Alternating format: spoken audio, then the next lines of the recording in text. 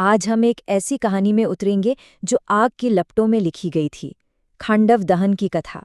पर रुकिए, यह सिर्फ एक जंगल के जलने की कहानी नहीं है। नहीं, ये तो ब्रह्मांड के संतुलन को फिर से साधने और एक महान नायक को गढ़ने की एक दिव्य गाथा है। तो आइए मेरे साथ चलिए उस पवित्र अग्नि की धधकती ज्वालाओं में। इस पूरी कहानी का कह सकते हैं जो दिल है वो इसी एक लाइन में छिपा है। विध्वंस के बाद ही नवनिर्माण होता है। ये एक ऐसा सच है, एक ऐसा कॉस्मिक लॉ जो हमें बार बार याद दिलाता है कि कभी-कभी कुछ नया और बेहतर बनाने के लिए पुराने को जलना ही पड़ता है। और यही सिद्धांत खांडव दहन की नींव है। तो कहानी शुरू होती है एक अजीब सी, एक दिव्य पीड़ा से। ये पीड़ा थी खुद अग्निदेव की। जरा सोचिए, आग के देवता और उनकी अपनी ही आग ठंडी पड़ जाए। एक ऐसा संकट जिसने ज्वाला के देव को ही अंदर से बुझा दिया था। और इसकी वजह थे राजा श्वेतके का एक महायज्ञ। पूरे 12 साल, सोचकर देखिए, 12 साल तक लगातार घी और हविष्य की आहुतियां।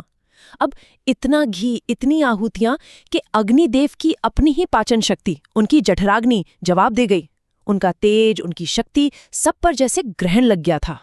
अब इस तकलीफ का हल कहाँ मिलता? जाहिर है वो पहुंचे सृष्टि के रचयिता ब्रह्मा जी के पास। और ब्रह्मा जी ने जो उपाय बताया वो, कह सकते हैं, जितना दिव्य था उतना ही विनाशकारी भी। तो उपाय क्या था? उपाय था पूरे के पूरे खांडव वन को भस्म कर देना। देखिए, खांडव वन अब सिर्फ एक जंगल नहीं रह गया था। वो तो इंद्र की प्रोटेक्शन में दुष्ट यक्षों और नागों का एक अड्डा बन चुका था। एक ऐसी जगह जहां अधर्म और घमंड अपने चरम पर था। पर यह काम इतना आसान नहीं था, बिल्कुल नहीं। ब्रह्मा जी ने पहले ही बता दिया था, एक भविष्यवाणी की थी कि ये काम सिर्फ एक ही दिव्य जोड़ी कर सकती है, नर नारायण की जोड़ी, जो इस युग में कृष्ण और अर्जुन के रूप में धरती पर थे। और वो अजेय थे, मतलब उन्हें कोई हरा नहीं सकता था। तो समय का पहिया घूमा और वो घड़ी आ ही गई। अग्निदेव एक तपस्वी ब्राह्मण का रूप लेकर कृष्ण और अर्जुन के पास पहुंचे मदद मांगने। दोनों मान तो गए, पर अर्जुन ने एक बहुत जरूरी बात कही। उन्होंने कहा कि अगर देवताओं से लड़ना है तो हथियार भी साधारण नहीं, दिव्य होने चाहिए।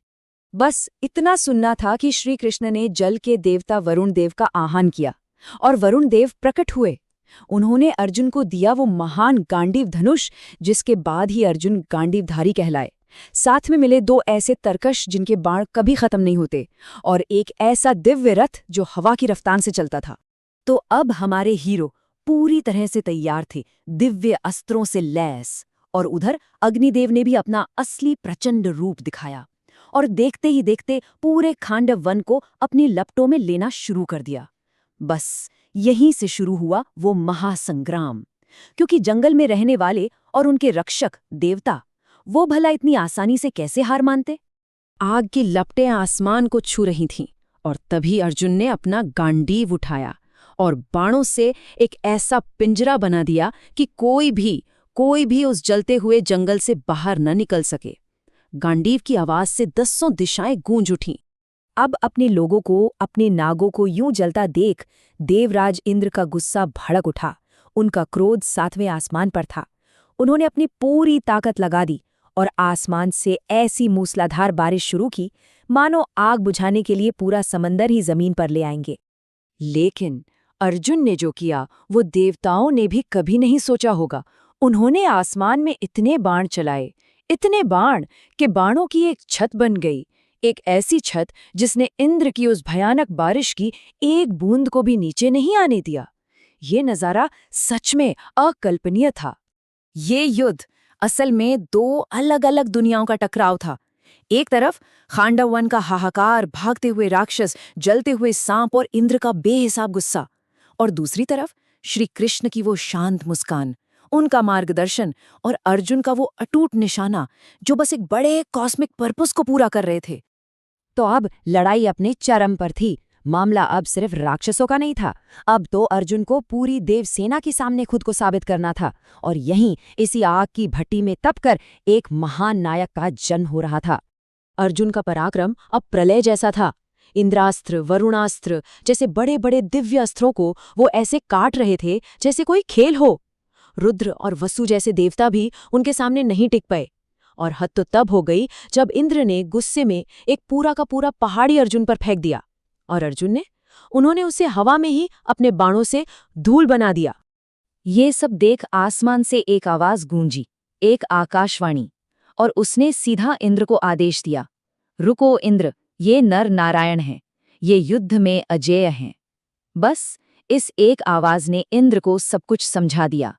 उन्हें कृष्ण और अर्जुन का असली स्वरूप दिख गया और उन्हें पीछे हटना पड़ा। लड़ाई खत्म हुई। इंद्र हार जरूर गए थे, लेकिन वो अर्जुन के पराक्रम से इतने प्रभावित हुए कि उन्होंने अर्जुन को एक वरदान दिया। उन्होंने वादा किया कि जब अर्जुन तपस्या करके भगवान शिव को खुश कर लेंगे, तब इंद्र खुद उन्हें अपने सारे दिव्य अस्त्र शस्त्र देंगे। सोचिए, एक योद्धा के लिए इससे बड़ा सम्मान और क्या हो सकता है। तो आखिरकार खांडव वन जलकर राख हो गया। लेकिन कहते हैं ना, इसी राख से एक नई शुरुआत हुई, ज्ञान के नए अंकुर फूटे। तो चलिए जरा समझते हैं कि इस पवित्र आग का असली मतलब क्या था। देखिए, खांडव दहन हमें कुछ बहुत जरूरी बातें सिखाता है। पहली, कि घमंड और अधर्म पर टिकी कोई भी चीज, चाहे वो कितनी भी बड़ी क्यों ना हो, एक दिन जलकर राख हो ही जाती है। दूसरी बात, कि असली ताकत और दिव्य शक्तियां वो कमाई जाती हैं, शौर्य और त्याग की आग में तपकर मिलती हैं, खैरात में नहीं। और सबसे जरूरी सबक, कि कभी-कभी एक नया, एक बेहतर भविष्य बनाने के लिए पुराने को जलाना, उसे खत्म करना ही पड़ता है। वही पहला कदम होता है। ये हजारों साल पुरानी कहानी आज भी हमें एक बहुत गहरे सवाल पर लाकर खड़ा कर देती है। वो कौन सा पल होता है, वो कौन सी घड़ी होती है जब कुछ नया बनाने के लिए पुराने को मिटाना जरूरी हो जाता है, जब विनाश ही सृजन का रास्ता बन जाता है? ये एक ऐसा सवाल है जिसका जवाब शायद हर पीढ़ी को, हर युग को खुद ही ढूंढना पड़ता है।